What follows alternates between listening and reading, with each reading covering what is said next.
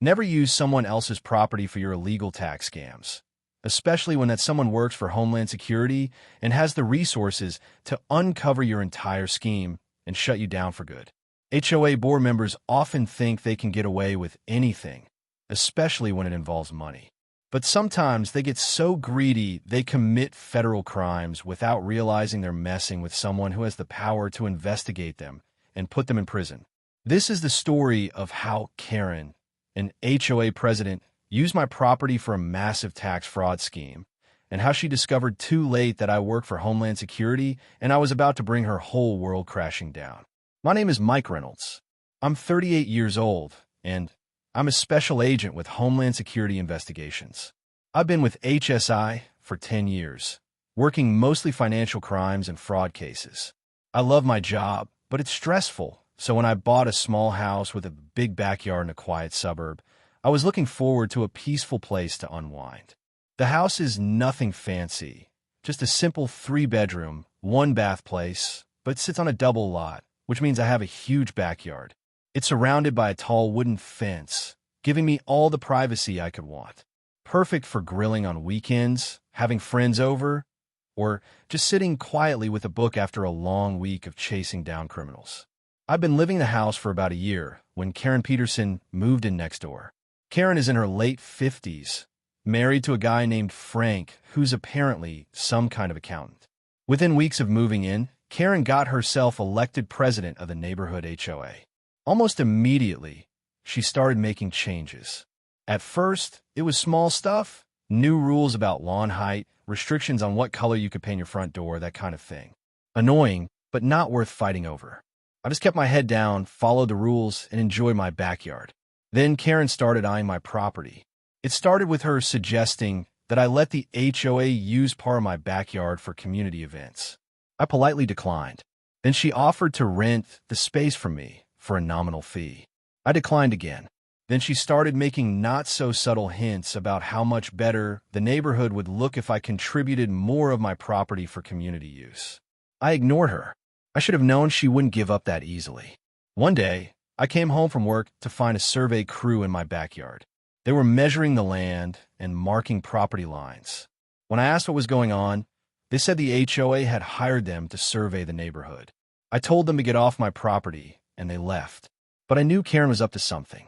A week later, I received a letter from the HOA. It stated that a recent survey had revealed that part of my backyard was actually common property belonging to the HOA, and that they would be taking control of that section for community use. I laughed when I read it.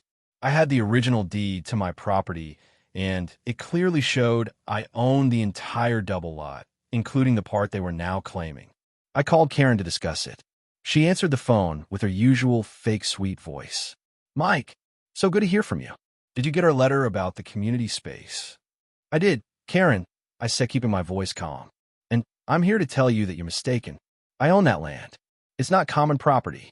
Karen sighed dramatically. "Oh, Mike, I know it's hard to accept, but the survey is clear.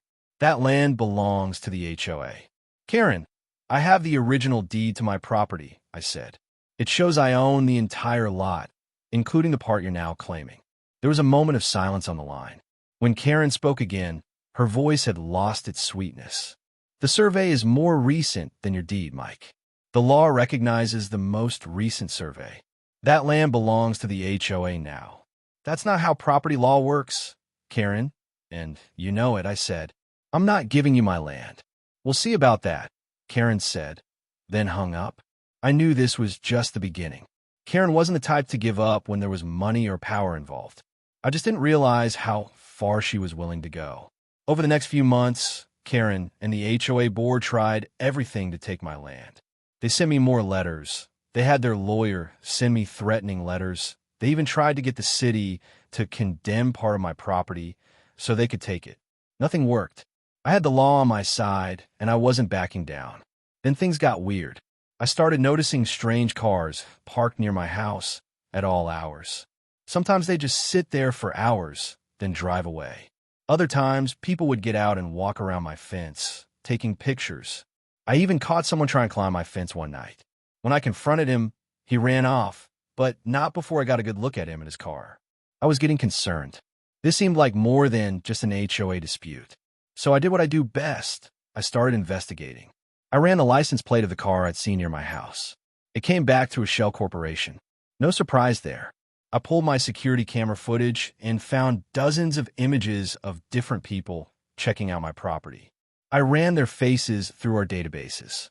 Some came back with minor records, but nothing that explained why they were so interested in my backyard. Then I noticed something strange in the HOA's financial records. I have a friend who works at the county assessor's office, and she was able to get me copies of the HOA's tax returns and financial statements. What I found was shocking. The HOA was claiming my backyard as a community green space on their tax returns, and they were deducting the maintenance costs and improvements they claimed to have made to the land. They were also claiming that the land was used for charitable events and taking deductions for that, too. All told, they were deducting hundreds of thousands of dollars in fraudulent expenses over several years. But that wasn't even the half of it. When I dug deeper, I found that Karen and her husband Frank were using the HOA as a personal piggy bank. They were writing checks to themselves for consulting fees, management expenses, and other bogus charges. They were also using HOA funds to pay for personal expenses like vacations, home improvements, and even their kids' college tuition. It was a massive fraud scheme, and they were using my property as the centerpiece of their scam. By claiming my land as community property, they were able to inflate the value of the HOA's assets and deduct even more in fraudulent expenses. I was furious. These people were stealing from their neighbors, committing tax fraud, and using my property to do it. I knew I had to stop them, but I also knew that if I just reported them to the IRS, they might get a slap on the wrist, and that would be it. I wanted to make sure they paid for what they'd done, so I decided to set a trap. I started by leaking some information to Karen. I mentioned to a neighbor, who I knew would repeat it to Karen, that I was considering selling my house. I also mentioned that I had a job offer in another state and might be moving soon. A week later, Karen showed up at my door with a big smile on her face. "Mike, so good to see you," she said, as if we were old friends. "I heard you might be moving. Is that true?" I shrugged. "I'm considering it. I have a job offer in another state." Karen's smile widened. "Well, if you do decide to sell, the HOA would be very interested in buying your property. We could use that backyard space for the community." "I'm not sure I want to sell to the HOA," I said, "especially after all the trouble we've had over the property line." "Oh, don't worry about that," Karen said, waving her hand dismissively. "I'm sure we could come to an agreement. What if we offered to buy just the backyard? You could keep the house and sell us the land." "I don't know," I said. "It would be complicated to split the property like that." "Not at all," Karen said, pulling a piece of paper from her purse. "I actually had a lawyer draw up a proposal. We buy the backyard from you for $50,000. You'd still own the house, but the HOA would own the land." I looked at the proposal. It was exactly what I expected, a way for Karen to legitimize her claim to my land, so she could continue her tax fraud scheme. "I'll think about it," I said, taking the paper. "Wonderful," Karen said, practically bouncing with excitement. "Just let me know what you decide."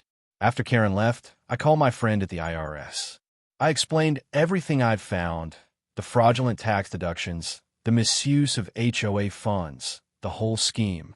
I also told her about Karen's offer to buy my land. She's trying to legitimize her claim to the land so she can continue the fraud. I said, if she buys it from me, even for a small amount, she can say it's a legitimate purchase and backdate all her deductions. My friend agreed. She's digging herself deeper. Let me know if you decide to sell her the land. We'll have agents ready to move in. A week later, I called Karen and told her I'd accept her offer. She was thrilled. She said she'd have her lawyer draw up the paperwork, and we could close as soon as possible. 2 weeks later, we met at a title company to sign the papers. Karen was there with her husband Frank and their lawyer. I was there with my friend from the IRS, who was posing as my real estate agent. We signed the papers, and Karen handed me a check for $50,000. As soon as the check was in my hand, my friend gave a signal. 2 IRS agents entered the room, followed by 2 HSI agents, my colleagues. "Karen Peterson, Frank Peterson?" one of the IRS agents asked. Karen looked confused. "Yes. Can I help you?" The agent showed her his badge. I'm Agent Davies with the IRS Criminal Investigation Division. We're investigating you and Frank Peterson for tax fraud, embezzlement, and money laundering. Karen's face went white. What? This is ridiculous. There must be some mistake. Frank looked like he was about to be sick. I think we should call our lawyer, he said. The HSI agent stepped forward. We're also investigating you for using property that doesn't belong to you as part of your fraud scheme, and for attempting to buy that property to legitimize your fraud. Karen looked at me, her eyes wide with shock and anger. You set us up. I shrugged. You used my property for your illegal tax scams, Karen. You tried to steal it, and when that didn't work, you tried to buy it so you could continue your fraud. What did you think would happen? Karen was speechless. Frank looked like he was going to cry. The IRS agent continued. We have a warrant for your arrest. You have the right to remain silent. As the agents read Karen and Frank their rights, I handed the check back to Karen's lawyer. I won't be cashing this, I said. The sale was fraudulent, and it's being nullified. The lawyer looked relieved. Thank you. We'll make sure this is taken care of. Karen and Frank were led away in handcuffs. The IRS and HSI agents seized their records, their computers, and even their personal phones. It was over for them. The investigation revealed that Karen and Frank had stolen over $2 million from the HOA over the years. They had also committed over $500,000 in tax fraud by claiming deductions for property they didn't own and expenses they never incurred. They were both convicted on multiple counts of fraud, embezzlement, and money laundering. Karen was sentenced to 10 years in federal prison, and Frank got 7 years. They were also ordered to pay restitution to the HOA and back taxes to the IRS. The HOA was thrown into chaos. The new board discovered that Karen and Frank had left the HOA nearly bankrupt.